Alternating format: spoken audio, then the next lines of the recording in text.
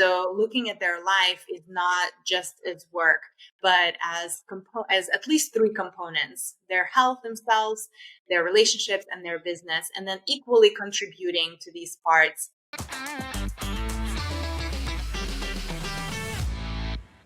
Like, say, tell me about three tools that you use that you help a leader of a scaling firm kind of go back and really refocus, and or at least be able to regain strength or regain focus whenever they're having a bad day. What kind of tools they use?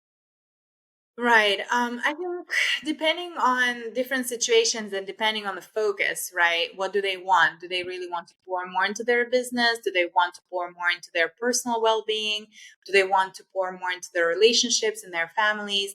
However, the beginnings are all the same. Is first is evaluation, looking at where we are at, how satisfied they are.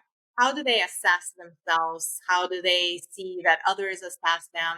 I think it's the beginning of all strategies in general, right? Where we're at. Then looking into where they want to be. Generally, I work with increments of 6 months to a year. So let's say in 6 months, how do you see what are the improvements? And generally, it's helping people to slow down and see the gaps.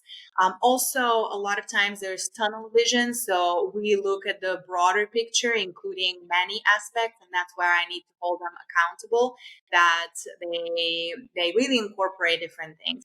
And some of the tools is inclusiveness. So looking at their life is not just as work, but as at least three components: their health themselves, their relationships, and their business, and then equally contributing to these parts at any given moment. The tools that help them to arrive there is tools of training mindfulness, awareness. A lot of people think that I immediately will give you meditation.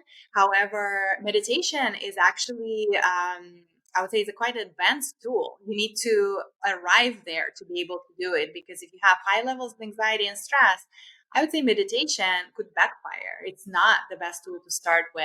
So we do a lot of awareness exercises, mindfulness exercises, breathing techniques that help them to get familiar with their body, get familiar with their nervous system, because a lot of them are just disconnected. We are thinking heads up Yeah. and we don't feel what's going on through the rest of the body. And so these are just to name a few that we start with to see how they respond. Also, it's a constant feedback loop.